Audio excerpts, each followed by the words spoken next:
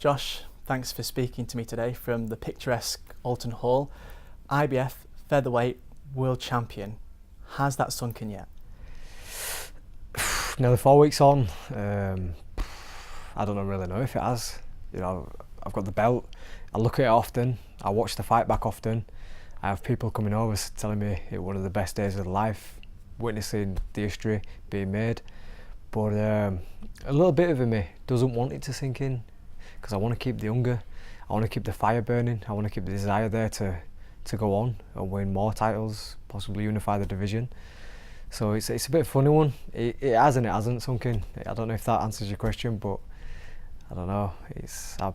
I'm proud of what I've achieved, but I'm not satisfied, if that makes sense. It does. Just how often have you thought about that night? How often do you replay it in your mind? What can you remember? I mean, it's been busy. It has been busy since the fight. I've been lots of different media and you know, sponsorship obligations, but it comes with territory. I think when you become champion at World, then a lot of people want to speak to you about, you know, your success. I watch it back and I just try to picture myself being in there, being, you know, not just in the fight but the build up to it. You know, I normally stay down here on the day of the fight, travelling to Elland Road and seeing all the people walking down Beeston Hill and arriving at Elland Road and the buzz and the vibe around the city, all the stuff I was seeing on social media. I'm just trying to relive all that, because you know, that's certain scenes, certain memories what, you know, stick with me for a long time. But you know, the more I play it out, the more I can connect to it like it was just yesterday. We spoke many times over the years, and you called that world title fight, Elland Road, whenever that would be, destiny. Yes. The build up to the fight, you kept calling it destiny. But what I really want to know, Josh, is, was there ever a moment where you perhaps thought it wasn't going to happen, that you doubted yourself? Was there ever a sleepless night? Because confidence and arrogance in boxing they go hand in hand. Of course, yeah. Was there any doubts? No, I let quite a lot of emotion go in this build up. But me and Lee Selby had a bit of a rivalry building for some time now. A little bits of it had gone personal. But I think from the first press conference all the way back in February, looking at him in the eye, I thought that emotionally I could have his number. But obviously there was still a long time to go. I always believed, ever since talking to you, ever since, you know, the talks of a world title fight being down at Elland Road, I always believed that once the opportunity were given, that I'd give absolutely everything to win that belt, and I was confident of doing so. I probably had a bit of nerves and a bit of uncertainty probably about 2 or 3 hours before leaving the venue. That's the only day. All the build up, the weigh-in, the press conferences, I never once thought that I was going to lose, even throughout my training. But you know, just I think about an hour or so leaving, about to leave to go to Elland Road, and I kind of with me how much expectation I've got. You know, like I say, 20,000 people coming down to watch. You know, they had the Kaiser Chiefs there, Lucas Radebe. I kind of sat down and thought to myself, wow, I've taken a lot on here. How could I ever go down to Elland Road if I were to lose? What would the Kaiser Chiefs think of me? What would Radebe think of me? Would he even come back to changing room after the fight? But you know, after the splash in my face and just, you know, bringing myself round, I got myself back onto a level head. And then when I was driving down to Elland Road, all the confidence just came flooding back, and as soon as I stepped foot in there, I don't know how I was losing that fight that night. Well, the other thing, Josh, is that you've now got a family. Your wife Natasha has had twins, yes, I believe. Yeah. How does that change what will happen next? Because people always say that when you have children, everything changes, your priorities change completely. Now, you are a new world champion. How will that play a part? It'd be interesting. It certainly will be interesting. Yeah. I know we're interested in the build-up. That's for certain. Instead of just being about myself, it's about them. In terms of like building up to this last fight, I would say it helped having the babies there, having the kids there, because normally I'd come on from the gym or something to do with the media in building up the fight, and then I'd go home and I'd be thinking about it still. But as soon as I got home, I'd switch off from boxing, switch off from everything, and all my attention would just be on my babies. And it certainly has changed my outlook on life and everything else. In terms of the career, you know, I've often said that you know, I won't want to be chasing like fights or money or titles. I've got to top a tree now. Obviously the youngest there to defend it, or I've gone unify the division, but at the same time I've got to look at, you know, the kids, and I want them to be able to recognise their dad. I don't want them to, you know, I don't want boxing to finish me. So obviously you've got to look at financially securing them and getting the big fights and unifying the vision and making a good future for them, but at the same time you want to make sure that, you know, like boxing's an art sport, you don't want to make sure boxing finishes you and then as a part to play in your life at home as well. So will it be a delicate balance, of course, choosing between almost that legacy and your family life. I mean, hopefully you won't have to make a huge decision on that, but you look at, as you say, unifying the division, Vegas. Could those still happen, do you think, when you have other priorities and other things at the forefront of your mind? Yeah, I think so. I think like I was trying to get to a point there that what I'm trying to say is, like, beforehand, having the babies, it felt like, you know, no more happens. You know, I'm still a winner. You know, I've got 2 beautiful baby girls at home, and it just does change what really matters. But at the same time, you want to give them the best. So and going on and achieving more in my boxing career will also bring other benefits, you know, financially and leaving legacies, making, you know, things for their lives easier. So if anything, it will give me a motivation. I won't use it too much because I don't want to put that added pressure, like I feel like I'm letting them down, but back in my mind subconsciously there will be giving me motivation to push on forward and train hard, not just for myself but for them. How much of it is a desire to unify the division? Because for years and years what you talked about was a world title fight at Elland Road. You got that, you are now a world champion. Where does the unifying of the division fit in with Josh Warrington's dream, Josh Warrington's plans? Has it ever been there? I often said when I turned pro, I wanted to win British title and fight at Leeds Arena, box ticked. So you set yourself another goal, and after that win a world title, fight at Elland Road, box ticked. So again, I've had to, as soon as I walked back into the change room after the fight, it was like, what's next? You know, and when I said to you at the start of the interview, where I'm not letting it sink in, because I want to keep that hunger there, I want to keep the desire. And so many said I won't win a British, so many said I won't win a world, and now after winning the world in such a, I don't know, fanatical style, nobody thought I was going to do it that easy. You know, but I gave Lee a boxing lesson, and you know, I'd the whole nation talking in terms of, you know, in the boxing circle, how good a performance it was. So I was a massive underdog going into that one. Why can't I go on and unify the division? Why can't I go on, you know, beat some of the big names over in America? So yeah, that hunger and desire is there to do that. And you know, I'm Leeds' first world champion. I won't mind being Leeds' first unified world champion as well. There's a lot of people already messaged me saying they're inspired, or the kids have been inspired to and want to get into boxing because of that night, just seeing that last fight alone. And it, you know, it's got people talking around about Leeds, which is something I'm really happy about.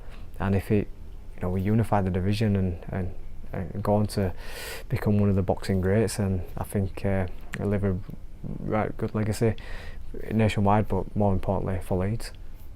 I tell you what was interesting for me in the build-up to the fight, how much of your time and how much of yourself you gave to other people. I mean, I saw you at Yorkshire Cricket, the amount of things that you did at Elland Road with Leeds United in the build-up to it.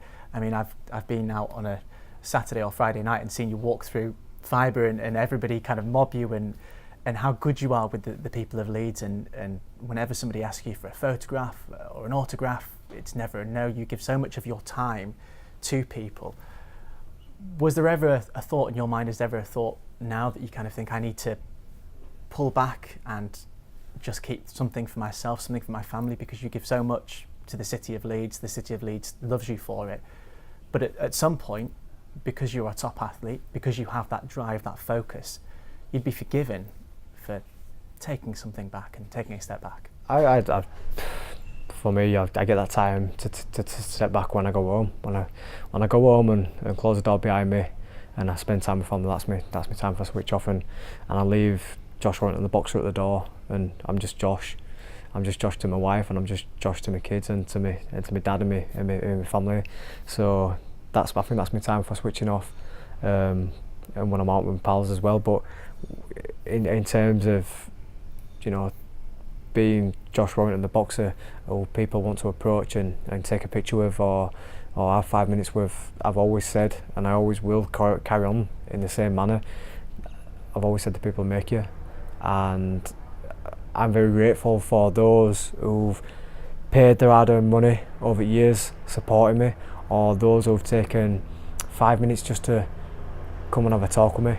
When I go home, I leave Josh Warrington at the door. But in terms of when I'm out in the public eye, or, you know, a certain event, even if I am just trying to relax, people do often say to me, does it annoy you? Does it wind you up when you're having a drink or you're having a night off, or if you're out with a meal with your wife? Does it annoy when people come asking for pictures? And I say no. I always say no, because the people make you. They do make you. We'd be nothing without the fan support, and you don't realise the position that you're in to make a difference. I could, you know, speak with somebody for 5 minutes and just talk about how their day's been, or them talking about their experience coming to fight, and all of a sudden you've made that fella's day or that woman's day. You know, you have a selfie with a young kid, and if they put it on their Instagram and it gets loads of likes, then happy days. It's about spreading positivity and using your position in a positive manner. And coming up, I met plenty of boxers who thought they'd made it already, and they'd walk into gyms, and you know, there'd be young kids wanting pictures or just to go and talk to them or shake their hand, and they'd turn a blind eye, like they couldn't see them or they ignored them. And I always thought, you know, that's bang out of order. You talk about closing the door and being Josh Warrington. It'd be very easy for somebody in your position now as a world champion to be arrogant, obviously with your popularity within the city, take it all for granted. Who's keeping your feet on the ground? It's my character. It's my character. I was brought up. It's how my dad brought me up, and it's the people I have around me. I don't have yes men around me. I still have the same circle who I grew up with or went to school with, the same lads who take the mickey out of me for something I'll be wearing or whatever. Like, it just keep that humble, keep them feet on your ground, and don't think that you're too big for your boots. I've always taken that approach in life anyway. So, like I say, I ain't changed my circle. Those who've been with me since day one are still around me now, and I'm very loyal to that. Don't get me wrong, there's been people who come on board, but I think I'm a good reader of people, so I don't get too close to anybody who's just coming on because of the journey. I like to have people who are genuine, and that's people I surround me with, help me keep my feet on ground. And like I say, going back to what I said to you previously, it's a long road up to the top. It's taken years of hard work and sacrifice to get to where I am, a lot of time and effort, but it's a quick road back down, and as soon as you retire, and you know, you're soon forgot about, and you just become, you know, like everyone else. So I don't think that you should put yourself in a too high position where you are arrogant and you're not accessible and people can't talk to you. That's just not my nature. But it's your own experiences as well, because you often talk about that journey, about fighting in boxing gyms or in sort of almost pub-like environments, and then working your way up to the arena and eventually Elland Road. So that journey in itself, how much does that play a part in you keeping your feet on the ground, staying humble? Yeah, I mean, I worked 9 to 5 as a dental technician until I was European champion. You know, I still drove around in the battered old Fiesta I had for years, and then people said, "Hey, you should be driving a Ferrari by now, Josh." And it's like, I don't know, I still had that humble approach. I still felt like I was no different to anyone else just because I did it with boxing and you know, my face on TV, and I still feel like that now. I just don't feel any different to who I was when I first started boxing. It's just that more people recognise you, more people see you, more people think you're a superhero, but it's just something I've always done. So yeah, in one way I could walk around like I'm God, and But I'm very grateful. I'm very grateful to the city, and you talk about them, that journey I'm coming through.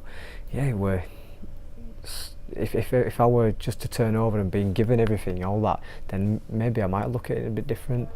You know, if I were to turn pro and then all of a sudden be fighting in arenas and Elland Road and big stadiums alike, then you might look at it like, wow, I am a superstar. But it's been a long journey. I don't forget that journey. I don't forget about them times when I was last on, and that's not because I was main event, it's because I was all going on after the main event. I was on with the cleaners, or when I was travelling up and down the country fighting in these small dingy venues, and I had a loyal set of fans coming to support me. I don't forget about them times, because they're the times that will make you who you are in the future. I'm sure they'll follow you if you do make it to a place like Vegas to fight for a world title fight. And let's talk about that immediate future now. We're a month on from you being a world champion now. What is this year, the rest of this year, looking like? Because people were talking about Carl Frampton. Is that a fight that makes sense with him not a current belt holder for you? Yeah, I mean, he's a big name. He's, you know, ranked #1 in Britain. He's like #2 in the world behind Leo Santa Cruz. They have me set like 3 now. If I can go to Lee Selby and Carl Frampton in the same year, all of a sudden I'm sure I've got to be winning boxes at year. I think I will announce myself not just in this country but worldwide. I think I have announced myself beating Lee Selby, but to do someone like Carl Frampton as well, the two-weight world champion, I think that'd be very special. But I've just got to sit down with my team and see where we go. You know, I'd like to defend that.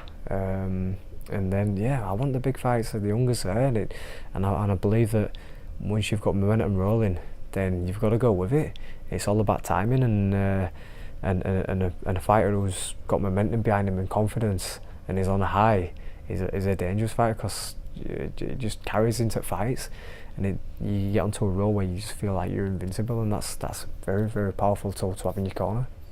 How likely are we to see you defend your belt this year, and how likely is that going to be, Carl Frampton, right now? From at this moment in time, I can 100% say that I'll be defending the belt before the end of the year. In terms of the opponent, I'm not too sure if it's going to be Carl Frampton or not.